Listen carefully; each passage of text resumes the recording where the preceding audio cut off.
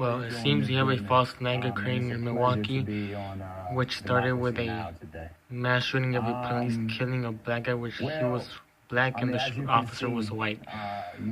As you can see, he's nervous and he's saying a lot of times. To be out there last night, you see what appears to be complete chaos. Gas stations are being burned. You see individuals riding around, hanging out of cars. In some cases, gunshots everywhere. You see the police, in some cases, taking very provocative stances, provoking certain incidences amongst peaceful demonstrators at times. And then on the other hand, you see anger, just anger and the frustration of a community that has suffered atrocities and oppression on behalf of what they deem to be the police oppressive system that has never seemingly been held accountable for taking the life of, like the young man said, of their loved ones. So when you put that all together, it becomes a powder keg, and it's the explosion, metaphorically, that you get that's going on in Milwaukee today. So talk about what you understand took place on Saturday night with the police killing of Sylvia. As you can see, she had to tell the actor what to say or talk about. Now, I mean, is various vantage points, of course, various stories. But what the police are saying, what you reported, is that a young man was stopped in a routine traffic stop, I suppose, and he fled an officer, and what he fled from an officer, and what happened was at some point he turned his pistol towards the officer, and the officers say that they justifiably shot him.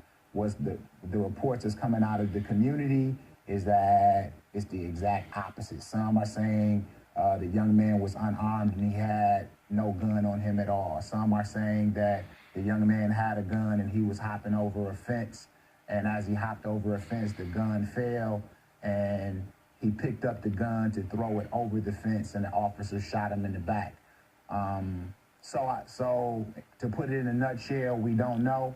We're going to have to wait for the videotape to be released. So everything now is speculation, and it's the police word against the community's word.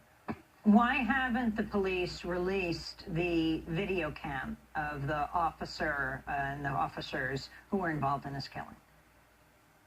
I don't know, ma'am. They say this is their procedure. That it takes time for them to be able to sort through things while they're doing their own investigation.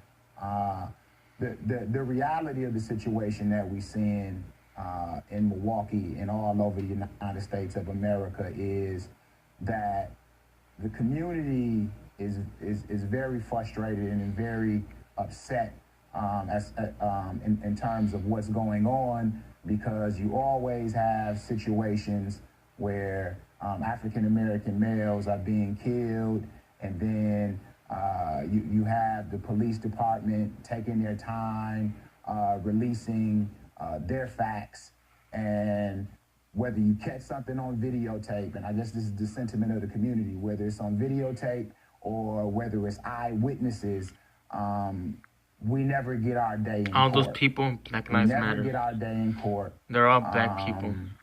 Police officers are never held accountable for the murders of African-American males. It's always justifiable homicide. They release these reports talking about the character of an individual, which really, I think, creates the condition for public opinion to say, okay, yes, he deserved it. You know, he had a lengthy police record. He deserved it. He was a thug. He was a criminal. He deserved it. So I think they build public opinion to such an extent where homicide, like I said before, the homicide of police officers on African-American males always seems to be justified. And they never really talk about what happened in that actual event. They don't separate the actual event from the person's character, I guess. Milwaukee has been described as the most segregated city in America. You grew up there, Muhib. Can you talk about your city?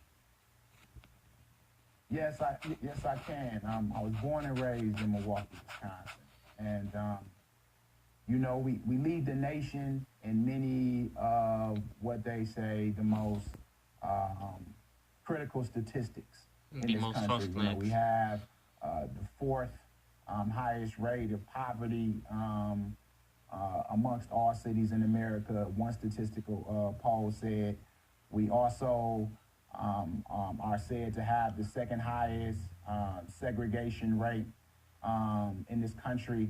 We have one of the highest incarceration rates amongst African Americans in this country. The school dropout rate is off the charts.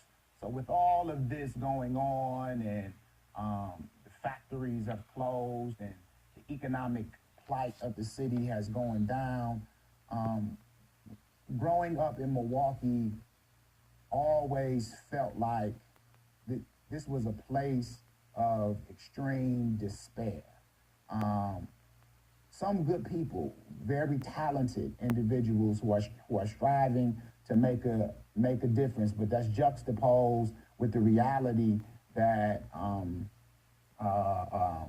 accomplishment or prosperity or the sense of upward mobility amongst the people is a very difficult place. And what's going on, I think, being played out in the streets today is that you have these young people who feel the hopelessness and who feel the despair, and they want something different. But like the great Dr. Martin Luther King Jr. said, that violence is the language of the unheard.